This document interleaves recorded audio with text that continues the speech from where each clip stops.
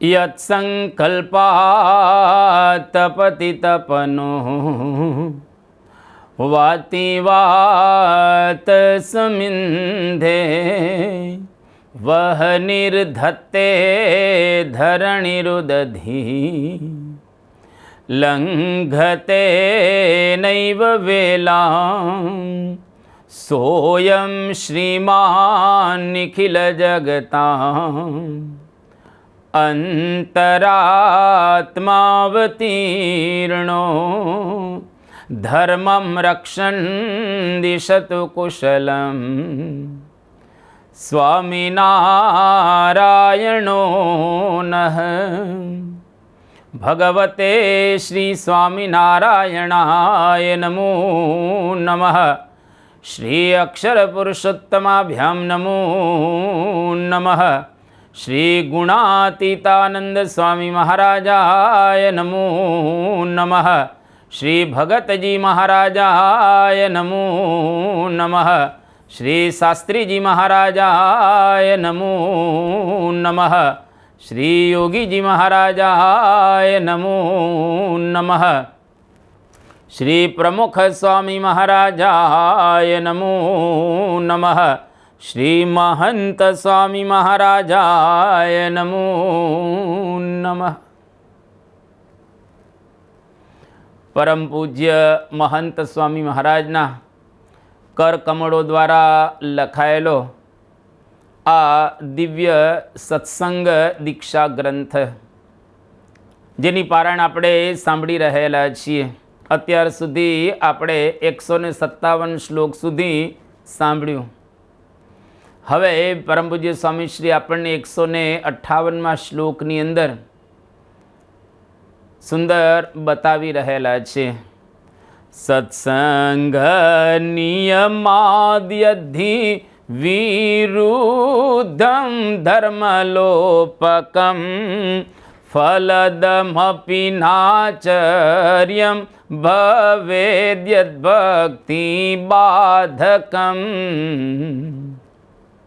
જે કર્મ ફળ આપે એવું હોય તેમ છતાં ભક્તિમાં બાધ કરતું હોય, સત્સંગના નિયમથી વિરુદ્ધ હોય, તથા જે આચરવાથી ધર્મનો લોપ થતો હોય તેવા કર્મનું આચરણ ન કરવું. પરમ પૂજ્ય સ્વામી શ્રી આપણને કર્મ કઈ રીતે કરવું જોઈએ એનું સુંદર માર્ગદર્શન શાસ્ત્રોક્ત આપી રહેલા છે. ફલદાયી કર્મ ન કરવું. જો એ કર્મ ધર્મ, નિયમ અને ભક્તિથી વિરુદ્ધ હોય, યદ્યપિ આપણને ફળ આપે છે, જેમાંથી લાભ થાય છે, જેના દ્વારા આપણા જીવનની અંદર કશું પ્રાપ્ત કરીએ છીએ, પરંતુ જો એ કર્મ ધર્મ, નિયમ અને ભક્તિથી વિરુદ્ધ હોય તો એને કરવું ન જોઈએ. માણસ માત્ર ફલદાયી કર્મ કરવા જ લલચાય છે. આ એની એક નબળાઈ રહેલી છે. કોઈ પણ કર્મ આપણે ફળદાયી હોય એને આપણે કરવા લલચાતા હોઈએ છીએ. પછી એ ધર્મથી વિરુદ્ધ હોય, નિયમથી વિરુદ્ધ હોય, ભક્તિથી વિરુદ્ધ હોય, તો પણ આપણે એ કરવા માટે લલચાતા હોઈએ છીએ. આ માણસની નબળાઈ છે. સ્વાર્થ આવે, લાભ મળે ત્યારે માણસ ખોટું કરવા માટે પણ લલચાતો હોય છે. એટલે અહીંયા આગળ સ્વામી શ્રી આપણને વિવેક બતાવી રહ્યા છે. કોઈક વખત ખૂબ ધન મળે, સત્તા મળે, સારું પદ મળે ત્યારે ઘણીવાર ખોટું કરવા માટે માણસ લલચાઈ જતો હોય છે. આવી પરિસ્થિતિમાં ધર્મ, નિયમ, ભક્તિ કોઈ દિવસ ન છોડવા જોઈએ. કારણ ધર્મ એવ હતો હંતિ ધર્મો રક્ષતિ રક્ષિત તસ્માત ધર્મો ન હાતવ્યો માનો ધર્મો હતો વધિત. અદ્ભુત કહી રહેલા છે. રક્ષિત ધર્મ રક્ષતિ. રક્ષાયેલો ધર્મ આપણું રક્ષણ કરે. અત ધર્મ હંતિ એવ. જો ખરેખર હણાયેલો ધર્મ હોય એ આપણને જ હણતો હોય છે, આપણો જ નાશ કરે. એટલા માટે ધર્મનો કોઈ દિવસ ત્યાગ ન કરવો જોઈએ. કોઈ પણ સંજોગોની અંદર મહાભારતની અંદર શાંતિ પર્વમાં એક બહુ સુંદર વાત કરવામાં આવી કે ધર્માપેતમ યત કર્મ યદ્યપિ સ્યાત મહાફલમ ન તત્ કુર્વીત મેધાવી ન તત્ હિતમ ઇહ ઉચ્યતે. ધર્મથી રહિત કોઈ પણ કર્મ હોય, યદ્યપિ સ્યાત મહાફલમ, મહાન ફળ આપનારું થાય હોય, પણ તત્ ન કુર્વીત, એ ન કરવું જોઈએ. જેને બુદ્ધિ રહેલી છે એવા વ્યક્તિએ લાભદાયી કામ લોકમાં હિતકારી નથી. કદાચ આ લોકની અંદર આપણને લાભદાયી લાગતું હોય, પણ એ આપણું હિત કરનારું નથી. એટલા માટે જે કર્મ હિત કરે, સારું કરે, ભલું કરે, સુખ શાંતિ અને સમૃદ્ધિ વધારે, એવા જ કર્મને આપણે કરવું જોઈએ. પરાશર સ્મૃતિની અંદર કહેવામાં આવ્યું, ઐહિકમ તુ સુખમ યદ્યત યચ્ચપી આમુષ્મિકમ સુખમ ધર્મેણ એવ તદાપ્નોતિ ધર્મભ્રષ્ટો વિનશ્યતિ. બે સુખ, આલોક અને પરલોક, એ ધર્મથી જ પ્રાપ્ત થાય છે. ધર્મ ભ્રષ્ટ જે માણસ હોય એ નાશ પામતો હોય છે. એટલા માટે મહાભારતની અંદર બહુ સરસ વાત કરવામાં આવી છે. મહાભારત ગ્રંથ 1,217 શ્લોકનો વિરાટ ગ્રંથ રહેલો છે. એનો સાર ભારત સાવિત્રીના 4 શ્લોકોની અંદર રહેલો છે, સન્નિહિત થયેલો છે, જે સ્વર્ગારોહણ પર્વમાં આવે છે. એનો 5મો અધ્યાય 60 થી 63 શ્લોક. અદ્ભુત આ 4 શ્લોક બતાવવામાં આવેલા છે. પહેલો શ્લોક, માતૃપિતૃ સહસ્રાણી પુત્રદાર શતાની ચ સંસારે શ્વનુભૂતાની યાંતિ યાસ્યંતિ ચાપરે. અર્થાત માતા પિતા હજારો આપણા થયેલા છે, પુત્ર પત્ની સેંકડો વખત આપણે પ્રાપ્ત કરેલા છે. આ બધું સંસારની અંદર આપણે અનુભવી અને આવ્યા છીએ, અનુભવી રહેલા છીએ. અને જો ભવિષ્યની અંદર આપણે ભગવાનના ધામની અંદર નહીં જઈએ તો અનુભવશું. આ બહુ સામાન્ય બધું રહેલું છે.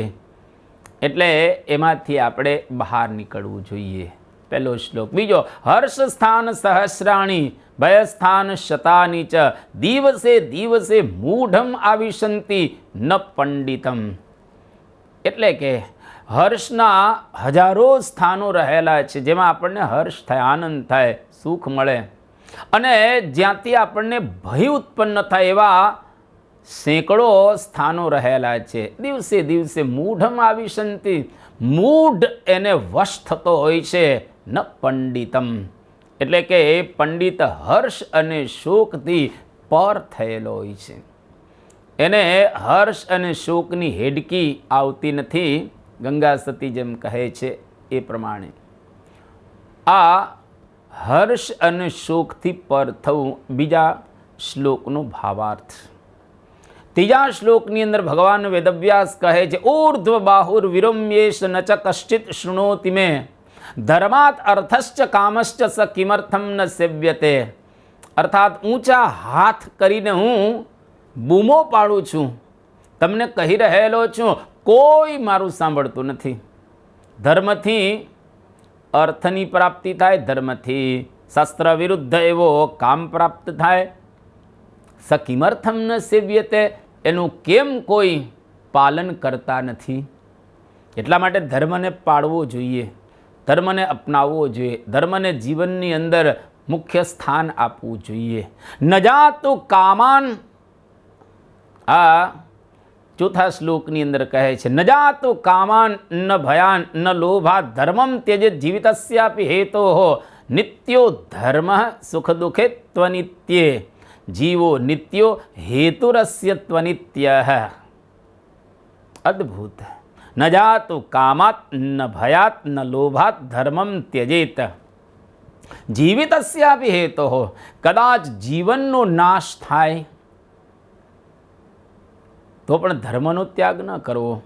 કામનાથી, ભયથી, લોભથી કોઈ રીતે ધર્મને આપણે છોડવો નહીં. કારણ નિત્ય ધર્મ, ધર્મ નિત્ય છે. સુખ દુઃખે ત્વનિત્ય, સુખ અને દુઃખ તો ફરતા જ રહે છે. ચક્રવત પરિવર્તન તે દુઃખાની ચ સુખાની ચ, સુખ અને દુઃખ તો ફરતા રહે છે જીવનની અંદર. જીવ નિત્ય છે, ધર્મ નિત્ય છે, પણ હેતુરસ્ય ત્વનિત્ય, એનો જે હેતુ છે એ અનિત્ય રહેલો છે. એટલા માટે ધર્મનો કોઈ દિવસ ત્યાગ ના કરો. સત્સંગી જીવન ગ્રંથની અંદર બહુ સરસ શ્લોક કહેવામાં આવે છે. ધર્મસ્ત્યાજ્યો ન કેશ્ચિ સ્વનિગમ વિહિતો વાસુદેવે ચ ભક્તિ દિવ્યાકારે વિધેયા સિતઘન મહસી બ્રહ્મણૈક્યમ નિજસ્ય નિશ્ચિત્યૈવાન્યવસ્તુ ન્યણુમપિ ચરતિમ સંપરિત્યજ્ય સંતસ તન્માહાત્મ્યાય સેવ્યો ઇતિ વદતિ નિજાન ધાર્મિકો નીલકંઠ. તન્માહાત્મ્યાય સેવ્ય ઇતિ વદતિ નિજાન ધાર્મિકો નીલકંઠ. ધર્મસ્ત્યાજ્યો ન કૈશ્ચિત, કોઈ વ્યક્તિએ ધર્મનો ક્યારેય ત્યાગ ન કરવો જોઈએ. ગમે તેવી કદાચ પરિસ્થિતિ ઉત્પન્ન થાય. આ સત્સંગી જીવન ગ્રંથ, અરે ત્યાં સુધી આપણા મહાપુરુષો તો નીતિશતક ગ્રંથની અંદર કહીને ગયેલા છે. કેટલી અદ્ભુત વાત કરે છે કે નિંદંતો નીતિ નિપુણા યદિ વા સ્તુવંતુ, કદાચ આપણી કોઈ નિંદા કરે અથવા તો આપણી કોઈ સ્તુતિ કરે તો પણ ધર્મનો ત્યાગ ન કરવો જોઈએ. ન્યાય એટલે કે નિયમ વગેરેથી આપણે ચલાયમાન ન થવું જોઈએ. લક્ષ્મી સમાવિશતુ ગચ્છતુ વા યથેષ્ટમ, કદાચ લક્ષ્મી આપણને પ્રાપ્ત થયા અથવા તો યથેષ્ટમ, જ્યાં લક્ષ્મીજીને જવું હોય ત્યાં જાય, પણ આપણે નિયમ અને ન્યાયને ન છોડવા જોઈએ. અદ્યૈવ વા મરણમ અસ્તુ યુગાંતરે વા, આજે કદાચ મરણ આપણું થાય અથવા તો યુગના અંતે આપણે મરવાનું થાય, પણ ન્યાયના માર્ગથી ક્યારેય વિચલિત ન થવું જોઈએ. આ પ્રકારે સુંદર ઉપદેશ આપે છે. અધર્મથી લક્ષ્મી કે અન્ય કંઈ મેળવેલું હોય તે યાદ રાખવું ટકે નહીં. તેના દ્વારા કુટુંબની અંદર ભયંકર ક્લેશો થાય. વ્યસન, કંકાસ, કુટેવો, વિખવાદ, મારામારી, ખૂન, અશાંતિ, અરે સંપૂર્ણ બરબાદ માણસ એના દ્વારા થઈ જતો હોય છે. અપી ભૂરી ફલમ કર્મ ધર્માપેતમ ભવેદ યદિ આચર્યમ તર્હિ તન્નૈવ ધર્મ સર્વાર્થદોસ્તિ. ભૂરી ફલમ, બહુ જ મોટું ફળ પ્રાપ્ત જેના દ્વારા થતું હોય, પણ ધર્માપેતમ ભવેદ યદિ, ધર્મથી જો રહિત હોય, આચર્યમ તર્હિ તન્નૈવ, એનો આપણે સ્વીકાર ન કરવો, એનું આચરણ ન કરવું. કારણ કે ધર્મ સર્વાર્થ દહ, અર્થાત બધા જ પ્રકારના અર્થ, ધર્માર્થ કામ અને મોક્ષ 4 પુરુષાર્થ છે, એનો આપનારો રહેલો છે. એટલા માટે ધર્મનો કોઈ દિવસ ત્યાગ ન કરવો. સત્સંગમાં અનેક હરિભક્તો જેને સહેજે જ મોટો લાભ થતો હોય તો પણ લેવાયા નથી. ધર્મનો એને ત્યાગ કર્યો નથી, ધર્મમાં વર્ત્યા છે, દ્રઢતા રાખી છે. મહારાજ અને સ્વામીના વચનોને વળગી રહ્યા છે. સગરામભાઈ રસ્તાની અંદર ચાલતા હતા તો રૂપાનો તોડો મળ્યો એને, એની ઉપર એને ધૂળ વાળી દીધી, ન લીધો. પરિસ્થિતિ એમની ખરાબ હતી અને દુષ્કાળ એ સંજોગોની અંદર હતો, છતાં પણ એનું મન રૂપાના તોડાની અંદર લલચાતું નથી. કદાચ એને એવી શંકા ગઈ કે મારી પત્ની એ લઈ લે, તો એની પર ધૂળ વાળી દીધી. એમની પત્નીને ખ્યાલ આવ્યો કે આ મારા પતિદેવે રૂપાના તોડા ઉપર ધૂળ વાળી દીધી. તો કહ્યું કે તમે આવું શું કર્યું? ધૂળ ઉપર ધૂળ શા માટે વાળી? હું તો પારકી વસ્તુને ધૂળ સમાન માનું છું. એમના પત્નીની પણ કેવી જબરજસ્ત સમજણ.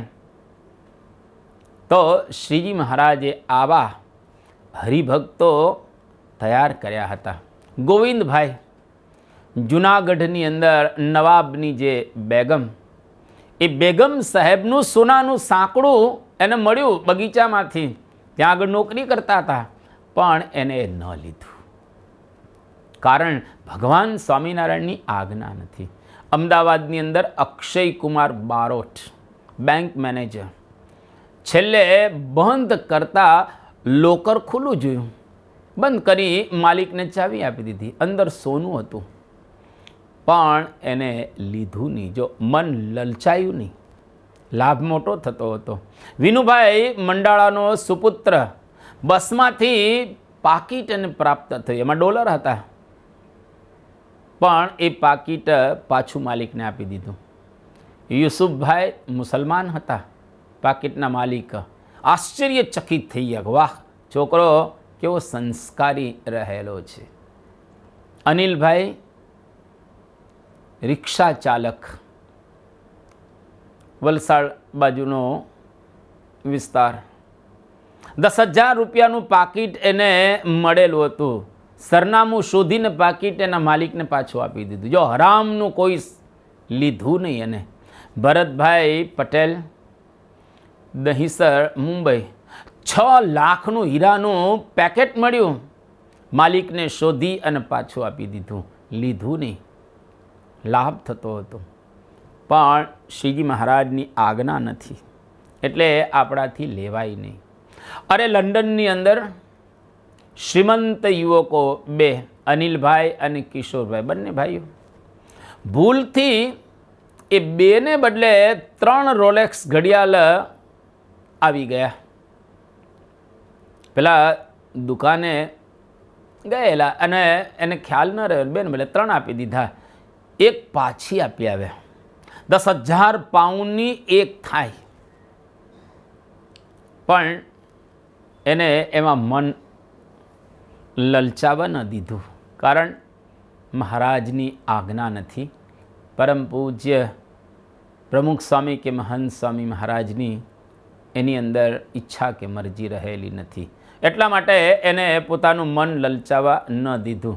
ન્યૂ જર્સીમાં વડોદરાના યુવક પંકજભાઈ રાય, આ કેશિયરે, આ પંકજભાઈને કેશિયરે ભૂલથી $84 વધુ આપ્યા, માલિકને પાછા આપી દે. માલિક ખુશ થઈ ગયો, $100 પગાર વધારી દીધો.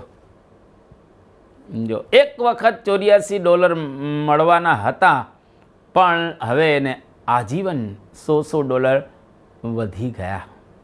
પ્રામાણિકતાથી માણસ જો કામ કરે તો એનો ફાયદો અને ફાયદો જ થાય. માલિક એના જે હતા એ ચર્ચમાં પણ દાન નહોતા કરતા, ક્રિશ્ચિયન, પરંતુ એ CFIની અંદર આવ્યા, કલ્ચરલ ફેસ્ટિવલ ઓફ ઇન્ડિયા, અને એમાં $4,000 એ દાન આપીને ગયા. કારણ આમની પ્રામાણિકતા. અરે ગાંધીનગરનો જ્યારે ઉત્સવ થયો 1992માં, અક્ષરધામનું ઓપનિંગ થયું, અને યોગીજી મહારાજનો એ વખતે શતાબ્દી મહોત્સવ હતો, તો ત્યાં આગળ લીલીબેન શાક વેચતી હતી, અને અક્ષરધામ ગાંધીનગર એ પાકીટની, હવે એ તો કોઈકની પાકીટ એના આ શાક બકાલાની લારી ઉપર પડેલી હતી. એ વખતે આ બેન રાતના પ્રતીક્ષા કરતી હતી, અને એને પાકીટ લીધું નહીં. એટલા માટે ન લીધું કારણ કે એની અંદર પૈસા હતા અને હરામની સંપત્તિ હતી. રાતની આ બેન પ્રતીક્ષા કરતી હતી કે કોઈક અહીંયા આગળ આવે અને લઈ જાય. અને સ્વયંસેવક કહ્યું કે બેન અહીંયા આગળ કેમ પ્રતીક્ષા કરો છો? કે એટલા માટે પ્રતીક્ષા કરું છું કે આ કોઈક પાકીટ ભૂલીને ગયેલા છે, એટલે હું રાહ જોઉં છું કે જેનું હોય એ આવીને અહીંયા આગળથી લઈ જાય. બેન, તમને લેવાનો વિચાર ના આવ્યો કે એટલા માટે વિચાર ના આવ્યો કે પરમ પૂજ્ય પ્રમુખ સ્વામી મહારાજ આવું એક જબરજસ્ત કાર્ય કરતા હોય અને એની છત્ર છાયામાં મારી આ શાકની રેકડી હોય અને હું અહીંયા આગળ વેચતી હોઉં, મારે એ લેવાય નહીં, મારે એને ન લેવું જોઈએ. જો આ પ્રામાણિકતા આપણને એનો એક ખ્યાલ આવે તો અહીંયા આગળ પરમ પૂજ્ય સ્વામીશ્રી આપણને બહુ સુંદર આ પ્રકારે માર્ગદર્શન આપે છે. ત્યાર પછી 159માં શ્લોકની અંદર સ્વામીશ્રી આપણને સરસ કહી રહેલા છે, આદરેણ પ્રણામેશ્ચ મધુરવચનાદિભિઃ યથોચિતં હિ સમ્માન્ય વૃદ્ધા જ્ઞાનવયો ગુણૈઃ. વયે કરીને, જ્ઞાને કરીને કે ગુણે કરીને જે મોટા હોય તેમનું આદર થકી પ્રણામ તથા મધુર વચનાદિ કે કરીને યથોચિત સન્માન કરવું. કોઈ આપણાથી વયમાં મોટા હોય, જ્ઞાનમાં મોટા હોય, ગુણે કરીને મોટા હોય તો એમનું આદર થકી એકદમ પ્રણામ કરી અને મધુર વચનાદિ કે કરીને એનું સન્માન કરવું જોઈએ, એને માનવા જોઈએ. મોટાનું સન્માન કરવું હંમેશને માટે. સન્માન અનેક રીતે કરી શકાય, અનેક રીતે આપણે સન્માન કરી શકીએ. આવો પધારો, ભલે પધાર્યા, મોસ્ટ વેલકમ વગેરે મધુર શબ્દો દ્વારા આપણે સન્માન કરી શકીએ. એટલા માટે આપણે એમનું આદર થકી સન્માન કરવું જોઈએ. પહેલું, વયે કરીને મોટા. આપણાથી કોઈક વયે કરીને મોટા હોય તો આપણે એમનું સન્માન કરવું જોઈએ. આપણાથી ઉંમરમાં મોટા હોય તેને આદર આપવું, કારણ કે એને આપણા કરતાં વધારે ચોમાસા જોયા છે, આપણા કરતાં વધારે એને અનુભવ છે, આપણા કરતાં વધારે દુનિયાની અંદર એમણે બધું જોયેલું છે. તો વયે કરીને જે મોટા હોય એને આદર આપવો. ઘરમાં દાદા દાદી, આપણા પિતા માતુશ્રી, કાકા કાકી બધા મોટા હોય એ બધાને આદર આપવાથી એમને સારું લાગે અને એમના આશીર્વાદ આપણને પ્રાપ્ત થાય, આશીર્વાદ આપણને મળે, જેના દ્વારા આપણે આપણા જીવનની અંદર ખૂબ મોટી પ્રગતિ કરી શકીએ. મોટાને આદર આપવાથી હંમેશા ઘરમાં ક્યારેય વિખવાદ ન થાય, ઘર શાંત રહે, સુખી રહે, પવિત્ર રહે, શુદ્ધ રહે, સમૃદ્ધ રહે. મોટાને જો આપણે આદર આપીએ તો વયમાં આપણા કરતાં કોઈક મોટા હોય એમને હંમેશા આદર આપવો. બીજું અહીંયા આગળ કહે છે, જ્ઞાને કરીને મોટા હોય કોઈ એને પણ આદર આપવો. ઘણા આપણાથી ઉંમરમાં નાના હોય છતાં જ્ઞાનની અંદર મોટા હોય, કળાની અંદર મોટા હોય, આવડતની અંદર મોટા હોય તો એવાને પણ આપણે માન આપવું, એનું અપમાન નહીં કરવાનું. જ્ઞાન, કળા કે આવડતમાં કોઈનો ઇજારો દુનિયાની અંદર હોતો નથી.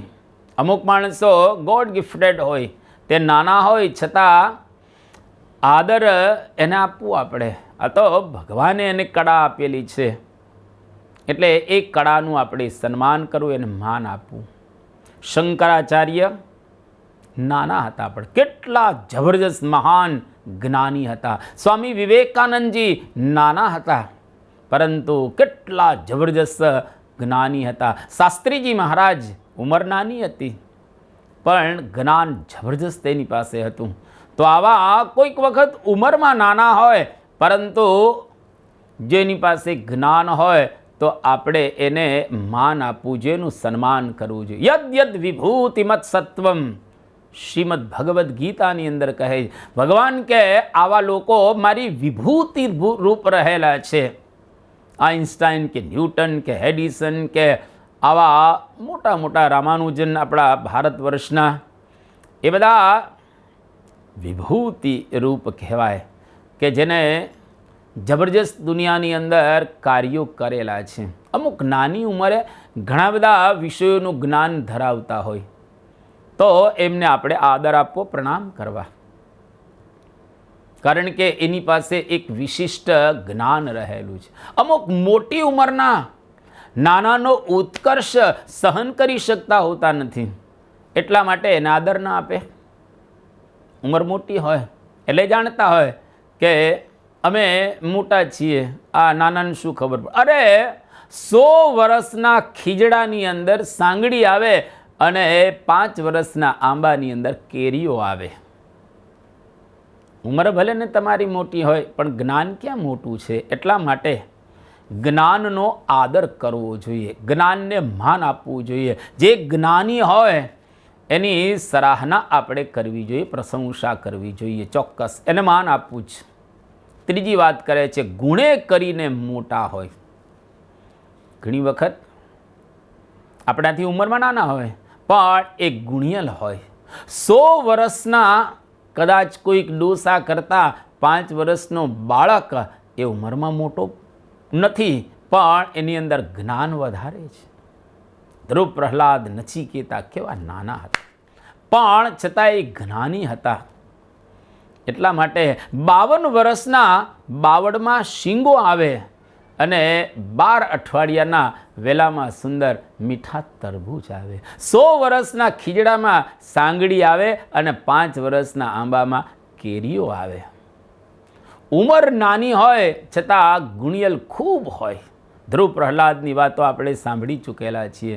દાદા ખાચર, ગુણાતીતાન સાંઈ, મુક્તાનંદ સાંઈ, ગોપાળાનંદ સાંઈ, લાડુબા, જીવબા, ભગતજી મહારાજ, શાસ્ત્રીમાં યોગીજી મહારાજ, પ્રમુખ સ્વામી કે મહંત સ્વામી મહારાજ ભલે કદાચ એ ઉંમરની અંદર નાના હોય, જ્યારે નાના પણ એ ગુણિયલ હતા તો આપણે એમને માન આપવું જોઈએ. ઉંમરનો કોઈ અહીંયા આગળ મેળ રહેલો નથી. ગુણાહા પૂજા સ્થાનમ ગુણીશું નચ લિંગમ નચ વયઃ. ખરેખર ગુણવાનોના ગુણ પૂજાય છે. નચ લિંગમ નચ વયઃ. જાતિ કે વય પૂજાતા હોતા નથી. એટલે ગુણની પૂજા થવી જોઈએ અને જે ગુણવાન હોય એને આપણે આદર કે માન આપવું જોઈએ. સન્માન ન આપવાથી કે માન ન આપવાથી ભયંકર નુકસાન થતું હોય છે. બૃહસ્પતિ તમે જુઓ કેટલા મહાન ગુરુ, અને એક વખત ઇન્દ્રને મળવા માટે આવે છે. બૃહસ્પતિ ગુરુ આવતા હતા અને ઇન્દ્ર ઊભો ન થયો. તો ગુરુને આવતા જોઈને ઊભો થવું જોઈએ પણ એ ન થયો અને ગુરુએ શાપ આપી દીધો કે તારી લક્ષ્મી બધી જતી રહેશે. ખરેખર ગઈ. જે ભાગવતની અંદર આપણે 6ઠા સ્કંધની અંદર જોઈ રહેલા છે 7મો અધ્યાય. અગત્ય મુનિનો સન્માન ઇન્દ્રદ્યુમ્ન રાજાએ ન કહ્યું, શાપ આપી દીધો, ગજેન્દ્ર થઈ ગયો. દક્ષ પ્રજાપતિનું સન્માન આ પ્રમાણે ન કર્યું અને દક્ષ યજ્ઞમાંથી ભાગ કાઢી નાખ્યા. તો આવું ક્યારેક બનતું હોય છે. દક્ષનું મુખ બકરાનું થયું જો એને માન કે સન્માન ન આપવામાં આવ્યું. એટલા માટે કોઈક વખત આવું થઈ જાય, એટલા માટે એ માન સન્માન આપવા જોઈએ. સન્માનમાં કોઈ દિવસ કંજૂસાઈ ન કરવી. કોકનું સન્માન કરવાનું હોય, માન આપવાનું, બિલકુલ કંજૂસાઈ આપણે કરવાની નહીં. જેમ કોઈ પીરસવા નીકળે ત્યારે ક્યાં કંજૂસાઈ કરે છે, બધાને પ્રેમથી આપતા હોય. એમ માન પીરસવાનું હોય તો બધાને પ્રેમથી આપવું. જેને જેટલું જોઈતું એટલું આપો ને આપણું શું જાય છે. આપણે સન્માન આદર આપવામાં ઘણી વખત કંજૂસાઈ કરતા હોઈએ છીએ. તો કંજૂસાઈ ન કરવી. અંદર ઈર્ષાદી ભાવોને લઈ અને આપણે આદર નથી આપી શકતા, કારણ કે આપણી અંદર ઈર્ષા રહેલી છે, મત્સર રહેલો છે, માન રહેલું છે, કોઈકનો ઉત્કર્ષ આપણાથી સહન થતો નથી, એટલા માટે આપણે એને આદર નથી આપતા. પોતાને માન મેળવવાની ખૂબ ઈચ્છા હોય તો નાનાને અથવા ગુણવાળાને આપણે આદર આપી શકતા હોતા નથી. પાછા પાડવાના ભાવથી ને ઘણી વખત આપણે એમને આદર ન આપી શકીએ, પણ આપણે એમને આદર આપવા, પ્રેમથી આદર આપવો. અમુક પોતાના વખાણ કરે એને જ આદર આપે, બીજા સારા હોય તો પણ એને આદર ન આપે. બસ પોતાની પ્રશંસા કરે, પોતાની વાહ કરે, પોતાની જ આજુબાજુ એવા માણસોને ગોઠવી દે જે વાહ કરનારા હોય, તે એવાને આદર આપે, માન આપે. પણ પોતાની કોઈ વાહ ન કરે તો એને કોઈ આદર આપતા હોતા નથી. આવું પણ ઘણી વખત બનતું હોય છે. એટલા માટે ભગવાન સ્વામિનારાયણે શિક્ષાપત્રીમાં એક વિવેક બતાવ્યો. શું બતાવ્યો વિવેક? ગુરુ ભૂપાલ વરશિષ્ઠ ત્યાગી વિદ્વત તપસ્વિનામ અભ્યુત્થાનાદિના કાર્ય સમ્માનો વિનયાન્વિતૈ. એટલે કે ગુરુ આવે, રાજા આવે, કોઈ વરિષ્ઠ આવે, ત્યાગી આવે, વિદ્વાન આવે, તપસ્વી આવે, તો આપણે ઊભા થઈ અને એનું સન્માન કરવું અને વિનયપૂર્વક એને આદર આપવો, એને સારા વચનોથી બોલાવવા. આપણે જેટલો બીજાને આદર આપીશું તેટલા વધારે આદરપાત્ર બનીશું. આપણે જાણતા જ નથી. બીજાને તમે આદર આપો તો બીજા તમને આદર આપશે. યોગીજી મહારાજ, પ્રમુખ સ્વામી મહારાજ, મહંત સ્વામી મહારાજ આદર આપવામાં ખૂબ ઉદાર રહેલા છે. બધાનું સન્માન કરે, આદર આપે. તો આજે લોકો એમને આદરને માન આપી જ રહેલા છે. આપણે જોઈએ છીએ વર્ષોથી તો પરમ પૂજ્ય મહંત સ્વામી મહારાજ, પ્રમુખ સ્વામી મહારાજ, યોગીજી મહારાજ, શાસ્ત્રીજી મહારાજ કે પછી ભગતજી મહારાજ કે ગુણાતીતાનંદ સ્વામીએ બીજાને આદર આપ્યો એટલે એ આદરપાત્ર બની ગયેલા છે. તો આપણે આદર આપવામાં ક્યારેય કંજૂસાઈ ન કરવી, બીજાનું સન્માન પ્રેમથી ને હેતથી કરવું. અરે આપણે નહીં આદર આપીએ, બીજા આદર આપશે તો આપણે શા માટે રહી જઈએ, એ પણ એક વિચાર કરવો. હવે પરમ પૂજ્ય સ્વામી શ્રી 160મો શ્લોક આપણને સમજાવી રહેલા છે. સદેવાદરણીયાહિ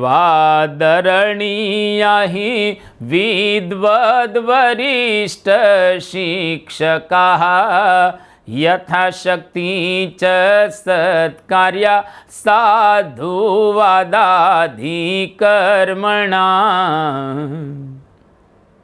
વિદ્વાનો, વડીલો તથા અધ્યાપકોને સદા આદર આપવો.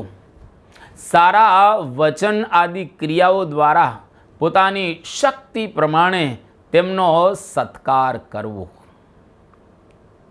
અહીંયા આગળ સરસ સ્વામી શ્રી આપણને સમજાવી રહ્યા છે. વિદ્વાનોને આપણે સત્કારવા, એમને આદર આપવો. વડીલો હોય એને પણ સત્કારવા, આદર આપવો. અધ્યાપક જે આપણે ભણાવતા હોય એને પણ હંમેશને માટે આદર આપવો. સારા વચનો અને ક્રિયાઓ દ્વારા એની શક્તિ પ્રમાણે એમને આપણે સન્માન આપવું, માન આપવું. વિદ્વાનો, અધ્યાપકો કે વડીલોને માન આપવું, સત્કાર કરવો. વિદ્યા ગુરુને માન જો આપણે આપીએ તો એ માન આપવાથી કે સત્કાર કરવાથી વિદ્યા સારી રીતે આપણે સંપાદન કરી શકીએ, સંપન્ન કરી શકીએ, મેળવી શકીએ. એમને માન આપવાથી શાસ્ત્ર અને અન્ય વિષયોના રહસ્યો જલ્દી એ ખોલી આપે અને આપણે એ રહસ્યોને સમજી શકીએ. વિદ્વાનોને માન આપવાથી આપણા સંપ્રદાય પ્રત્યે એ લોકોને આદર થાય અને આપણા તત્વજ્ઞાનનો પ્રચાર અને પ્રસાર વિશ્વમાં એ કરે. કારણ આપણે એમને આદર આપેલો છે. એટલે કોઈ દિવસ ક્યારેય કોઈ વિદ્વાનનું અપમાન નહીં કરવાનું. વિદ્વાનો, અધ્યાપકો જો પ્રસન્ન રહે તો એમના દ્વારા મુમુક્ષુ વિદ્યાર્થીઓને પણ લાભ મળે, એને પણ આ તત્વજ્ઞાન સમજાવે. આ એક બહુ જ અગત્યનું રહેલું છે. વડીલો પ્રત્યે આદર રાખવો. ત્યાર પછી સ્વામી કહે છે, શાસ્ત્રીજી મહારાજની પારાયણ ચાલતી હતી અને એમની પારાયણ દ્વારા લોકોને સમાસ થયો. શિવલાલ શેઠના વંશજ હરિલાલ શેઠ એકદમ રાજી થઈ ગયા શાસ્ત્રીજી મહારાજ ઉપર. જે 4 પુરાણીઓ હતા એમાંના એક શાસ્ત્રીજી મહારાજ. તો એમનું પ્રથમ પૂજન કરવા તૈયાર થયા કે જેની પારાયણથી વધારે સમાસ થયો એનું આપણે પ્રથમ પૂજન કરવું છે. તો હરિભાઈ શાસ્ત્રીજી મહારાજનું પૂજન પહેલાં કરવા તૈયાર થયા ત્યારે શાસ્ત્રીજી મહારાજ કહ્યું કે ના, વૃદ્ધ પુરાણીનું પૂજન તમે પહેલાં કરો, કારણ કે વયોવૃદ્ધ છે, જ્ઞાન વૃદ્ધ રહેલા છે, એટલે આપણે એમનું પૂજન પહેલાં કરવું જોઈએ. પછી શાસ્ત્રીજી મહારાજે પોતાનું પૂજન કરવા દીધું. યોગીજી મહારાજે અપંગ સાધુ ધર્મજીવનદાસ જે પ્રજ્ઞાચક્ષુ હતા અને ભગવત સ્વરૂપ દાસ જે પ્રજ્ઞાચક્ષુ હતા, 102 વર્ષના આ પ્રમાણે માધવપ્રિયદાસ, ગુરુ કૃષ્ણચરણદાસ અને એવા 20 સાધુઓની ભાવથી યોગીજી મહારાજે સેવા કરેલી. અપંગ સાધુ ધર્મજીવનદાસ, પ્રજ્ઞાચક્ષુ ભગવત સ્વરૂપદાસ, 102 વર્ષના માધવપ્રિયદાસ અને ગુરુ કૃષ્ણચરણદાસ, આવા 20 સાધુઓની અતિશય ભાવથી, પ્રેમથી, હેતથી યોગીજી મહારાજે સેવા કરેલી.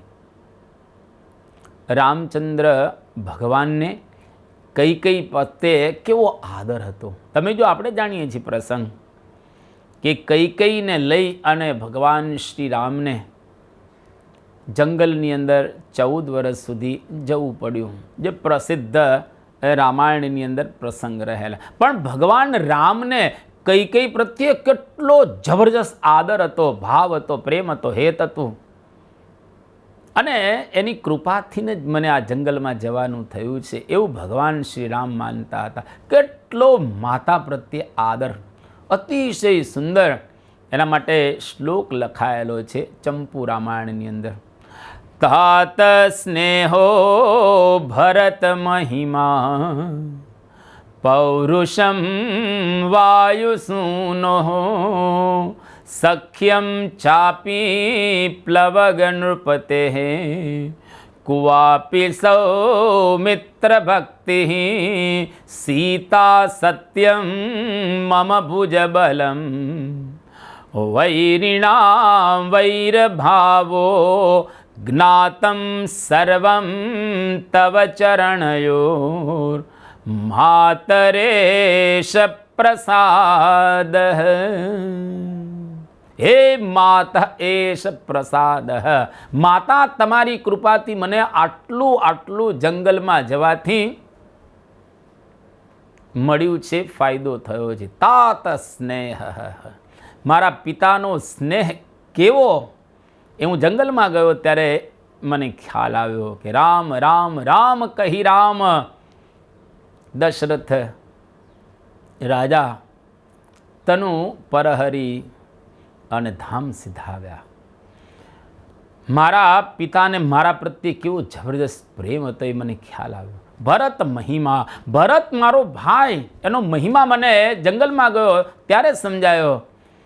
કારણ કે એને રાજ મળતું હતું, પરંતુ છતાંય રાજનો પરિત્યાગ કરી અને નંદીગ્રામની અંદર રહ્યા.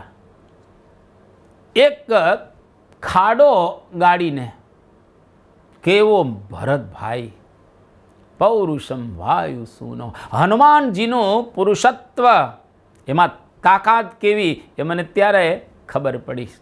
સખ્યમ ચાપી પ્લવગ નૃપતે, એટલે કે આ મિત્રતા સુગ્રીવ વગેરેની એ પણ મને ત્યારે જ ખ્યાલ આવ્યો. સૌમિત્ર ભક્તિ, સુમિત્રાનો પુત્ર એવો લક્ષ્મણ, એની મારા પ્રત્યેની ભક્તિનો પણ મને ત્યારે જ ખ્યાલ આવ્યો. સીતા સત્યમ, સીતાનું સત્ય, ખરેખર સીતા પવિત્ર હતા, સત્યવાદી હતા, એનો પણ મને ત્યારે જ ખ્યાલ આવ્યો. મમ ભુજબલમ, મારી ભુજાની અંદર કેવી તાકાત રહેલી છે એનો પણ મને ત્યારે ખ્યાલ આવ્યો. અને વૈરિણામ વૈરભાવ, રાવણ વગેરે જે વેરીઓ હતા એનો મને ખ્યાલ આવ્યો કે આનો વેરભાવ કેવો હોય. જ્ઞાતમ સર્વમ તવ ચરણયોર માતા એશ પ્રસ. માતા, તમારા આ બે ચરણારવિંદ દ્વારા મને જંગલમાં ગયો ત્યારે આ બધું ખ્યાલ આવ્યું, એની પહેલાં મને આનો ખ્યાલ ન હતો. કેટલું અદ્ભુત ભગવાન રામ બોલી રહ્યા છે. યુધિષ્ઠિર, આ આપણને ખ્યાલ આવે કે એના હૃદયની અંદર કેવા પ્રકારની એક ભાવના ભરેલી છે. તમે જો મહાભારતનું જ્યારે યુદ્ધ થયું એ વખતે યુધિષ્ઠિર યુદ્ધ પહેલાં વડીલોના આશીર્વાદ લેવા માટે રથમાંથી નીચે ઉતર્યા અને વડીલોના ચરણમાં પડી અને આશીર્વાદ માગે છે. તમામ વડીલોએ આશીર્વાદ આપ્યા. ભીષ્મ પિતામહ, ગુરુ દ્રોણાચાર્ય, કૃપાચાર્ય, શલ્ય વગેરે બધાના એમણે આશીર્વાદ લીધા અને બધાએ આશીર્વાદ આપ્યા પણ ખરા કે વિજયી ભવ, તું વિજય પ્રાપ્ત કર, યુદ્ધમાં તારો હંમેશને માટે વિજય થાય. તો આવા વડીલોના આશીર્વાદ એમને પ્રાપ્ત થયા, મેળવ્યા, જેના દ્વારા એ યુદ્ધની અંદર વિજય પ્રાપ્ત કરી શક્યા. યુદ્ધ પૂરું થયા પછી યુધિષ્ઠિરનો રાજ્યાભિષેક થયો, છતાં કૃષ્ણ ભગવાન પાષાણ ઇવ નિશ્ચલ, હવે એ પથ્થર જેવા નિશ્ચલ હતા, સ્થિર હતા. એમનું મન કોઈકમાં સંલગ્ન થઈ ગયું હતું. યુધિષ્ઠિરે એમને પૂછ્યું ત્યારે ભગવાન કહે છે કે ભીષ્મ પિતામહ, જે બાણશૈયા ઉપર અત્યારે વિરાજમાન છે, જે જ્ઞાનનો ભંડાર ભરેલા છે, હાલતી ચાલતી જેને લાઇબ્રેરી કહી શકીએ, એ જ્ઞાનનો ભંડાર હવે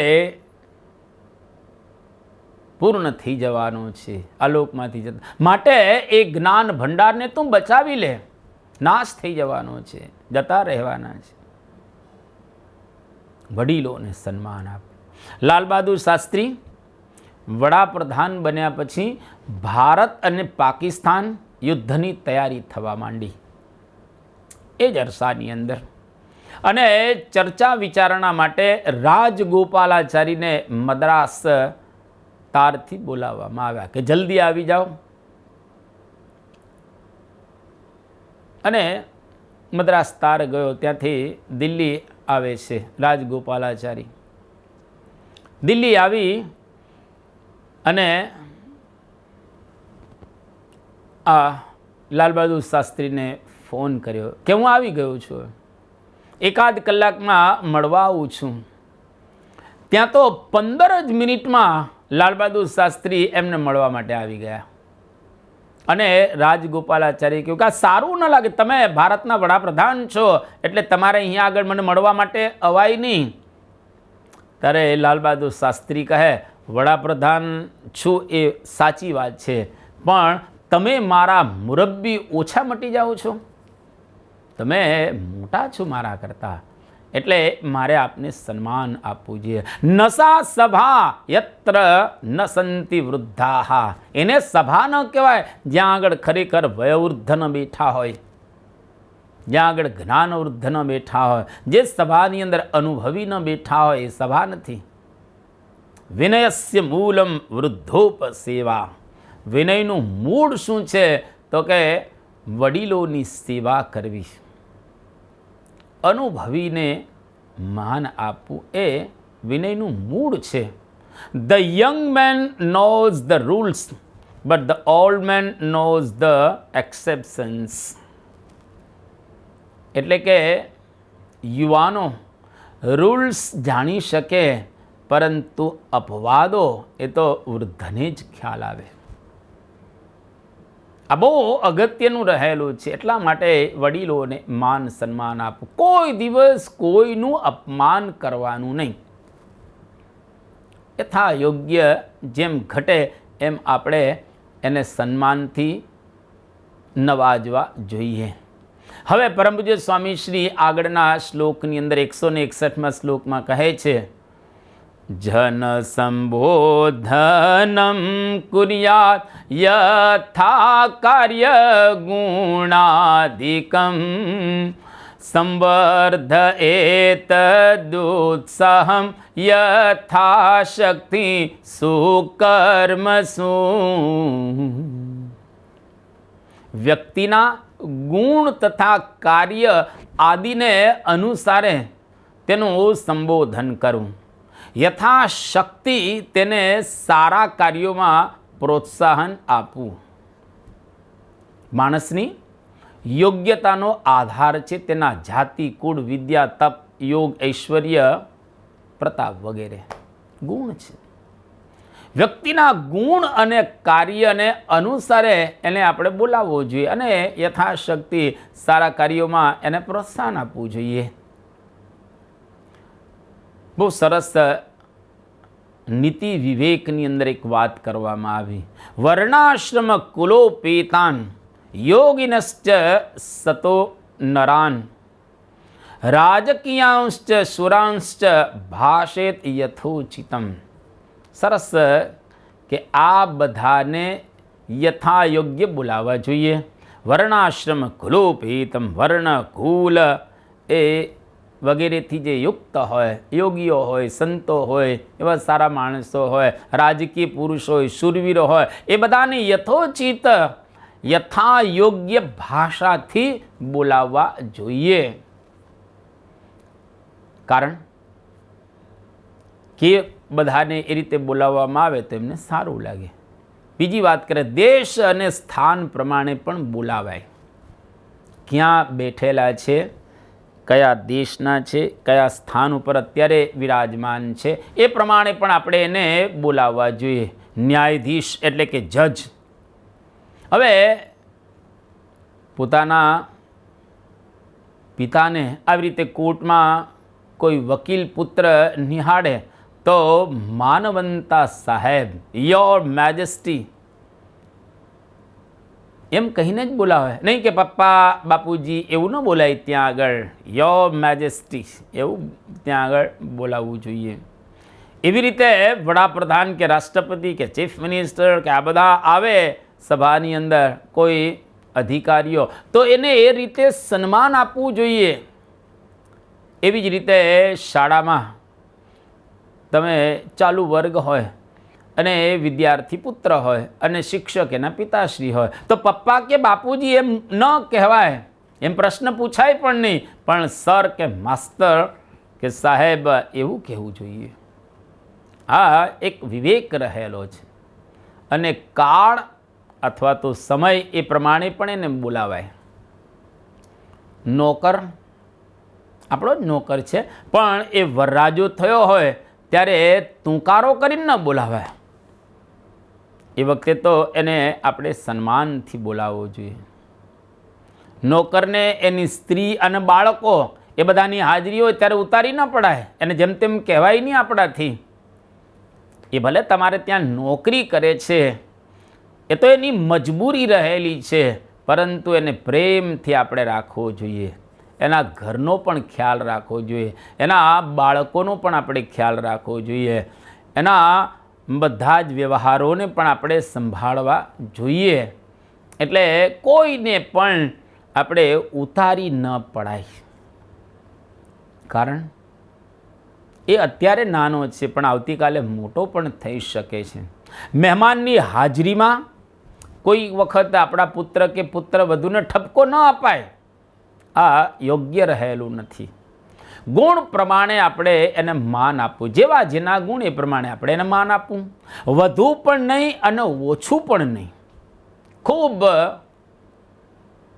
ઘણા ઉમેરી અને માન આપતા હોય એમ નહીં, વધારે પણ નહીં આપવાનું અને ઓછું પણ નહીં. જેટલું યોગ્ય હોય એટલું આપણે એને ચોક્કસ માન આપવું. ખૂબ ઘણા ખોટું ઉમેરી અને વધારે પડતું માન આપતા હોય છે, જે યોગ્ય નથી. મોટાને આદરથી અને નાનાને નરમાશથી અને સરખાને મિત્ર ભાવે આપણે બોલાવવા જોઈએ. જો એ રીતે આપણે બોલાવીએ તો એ આપણી પર પ્રસન્ન થાય, રાજી થાય. કોઈ દિવસ ક્યારેય આપણને વાંધો ના આવે. વિદ્યા, વિત્ત, કુળ એનાથી કોઈ હલકા તથા આંધળા પાંગળા કે પછી કુરૂપને એવા નામથી બોલાવી મશ્કરી પણ ન કરવી. ઘણા એ આંધળા, બેરિયા, લંગડા, ઠૂઠિયા, બાડા, જાડિયા, કાળિયા, લંબુ, બુચિયા, ઠીંગણા વગેરે શબ્દો બોલતા હોય છે, જે યોગ્ય નથી. આવા નામથી કોઈ દિવસ કોઈને બોલાવવા ન જોઈએ અને આદર અને પ્રેમથી એને બોલાવવા. લાખ રૂપિયાની બુદ્ધિ. એક વખત સરસ પ્રસંગ ગુણાતીતાનંદ સ્વામીની વાતોમાં છે કે પ્રધાનનો પુત્ર રાજા થયો એક નગરની અંદર. બંને મિત્રો, રાજાનો કુંવર અને પ્રધાનનો પુત્ર, બંને આમ ફરવા નીકળતા હતા અને એમાં કંઈક રાજાના પુત્રને ભૂખ લાગી એટલે લેવા માટે પ્રધાન પુત્ર ગયો હતો. અને જેવો નગરની અંદર પ્રવેશ કરો એટલે એ લોકોએ નક્કી કરેલું હતું જે પહેલો પ્રવેશ કરે રાજા બની ગયો પ્રધાનનો પુત્ર. એ રાજાનો પુત્ર તો જંગલની અંદર હતો અને જોયું કે કેમ હજુ આવ્યો નહીં અને તપાસ કરવા માટે ગયો તો રાજાનો પુત્ર એટલે કે કુંવર એમણે પ્રધાનના પુત્રને રાજા થયેલો જોયો અને રસ્તાની અંદર એમને આમ બુદ્ધિ ખરીદી. એક જગ્યાએ લાખ રૂપિયાની બુદ્ધિને જોયું કે આપણાથી કોઈ નાના હોય અને એને હોદ્દો મોટો મળે એનું સન્માન તો આપણે નમી દેવું. લાખ રૂપિયાની બુદ્ધિ એમને ખરીદી અને રાજાના કુંવરે જોયું તો પ્રધાનનો પુત્ર રાથીની અંબાડી પર બેઠેલો છે. માન સન્માન લોકો બધા એને આપે છે, વાહ વાહ જયના દેના થઈ રહેલા છે. એ વખતે રાજાના કુંવરે એને પ્રણામ કર્યા તો પ્રધાનનો પુત્ર કહે છે કે મહાવતને કે હાથીને નીચે બેસાડ્યો, નીચે ઉતરી ગયો. રાજાના કુંવરને હાથીની અંબાડી પર બેસાડીને રાજા બનાવી દીધું, પોતે પ્રધાન બને છે. જો નમી દીધું. લાખ રૂપિયાની બધું આપણાથી નાના હોય ને સન્માન મળે કે હોદ્દો મળે તો નમી દેવું, તો નમી દીધું. તો રાજાના કુંવરને આવું મોટું રાજ્ય પ્રાપ્ત થયું, યોગ્ય સન્માન થયો તો પ્રશ્ન ન થયો. જો યોગ્ય સન્માન ન થયો તો ત્યાં આગળ પ્રશ્ન થાય. સ્વામી શ્રી કહે છે કે ગુણવાન અને કાર્યવાન એના માટેની આ આજ્ઞા કરેલી છે. કદાચ કોઈકમાં દોષ ભર્યા હોય તો એ માણસને તેના દોષ પ્રમાણે ન બોલાવવા. કોઈક વખત એની અંદર દોષ છે તો એ દોષ પ્રમાણે એને બોલાવવા નહીં. શક્તિ પ્રમાણે હંમેશા પ્રોત્સાહન પણ આપવું. એની જે પ્રમાણેની શક્તિ હોય એ પ્રમાણે એને ચોક્કસ પ્રોત્સાહન આપવું. આપણે કોઈને ઉતારી નહીં પાડવાના. પ્રોત્સાહનથી વ્યક્તિ ખૂબ આગળ વધી જાય. તમે જો નાના હોય પણ તમે એને પ્રોત્સાહન જો આપો તો એ માણસ ખૂબ આગળ વધી જતા હોય છે.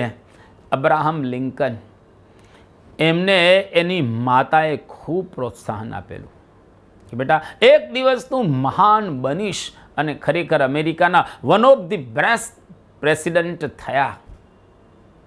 જો એની માતાએ એને પ્રોત્સાહન આપ્યું તો બેન કાર્સન એ બહુ જ મોટા ડૉક્ટર અમેરિકાની અંદર, ન્યુરોસર્જન, સારી ક્વોલિટીના, વર્લ્ડમાં જેનું બહુ મોટું નામ ગણાય એવા એ પોતે ડૉક્ટર. એની માતાએ ખૂબ એને પ્રોત્સાહન આપેલું. બાકી તો ધમાલ્યા જ હતા નાના હતા ત્યારે, પણ એની માતાના પ્રોત્સાહનના શબ્દોથી એ મહાન બની શક્યા. એડિસન તમે જુઓ, એની માતાએ ખૂબ એને પ્રોત્સાહન આપેલું જેના દ્વારા એ કેટલી બધી શોધો કરી શક્યા.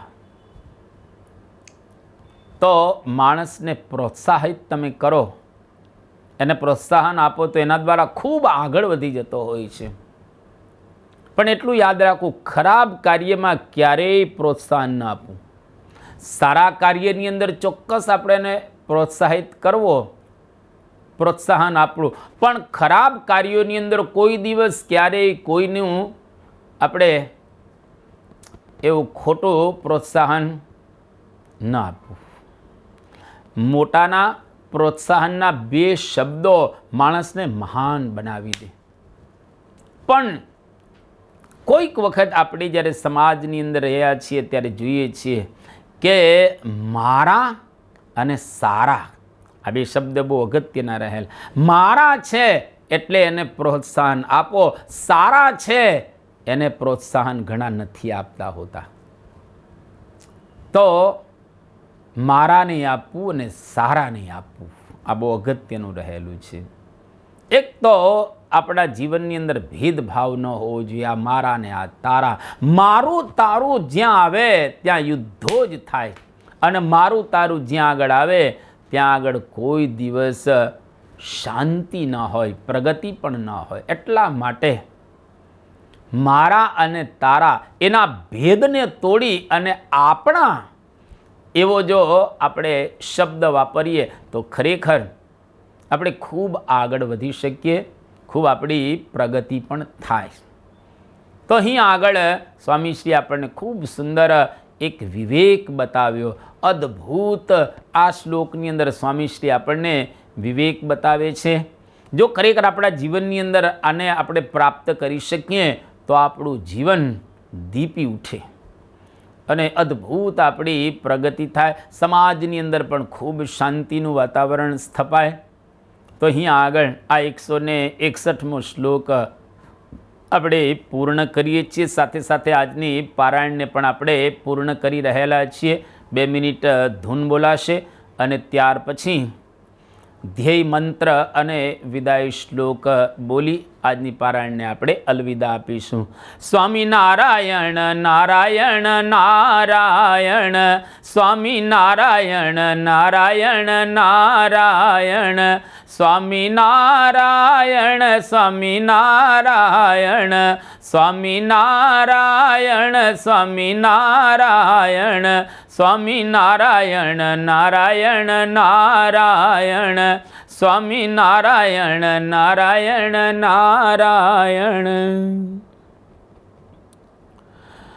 ગુણાતીતં ગુરું પ્રાપ્ય બ્રહ્મરૂપં નિજાત્મનઃ, વિભાવ્ય દાસ ભાવેન સ્વામિનારાયણં ભજે. શ્રીહરિં સાક્ષરં સર્વદેવેશ્વરં ભક્તિધર્માત્મજં દિવ્યરૂપં પરમ.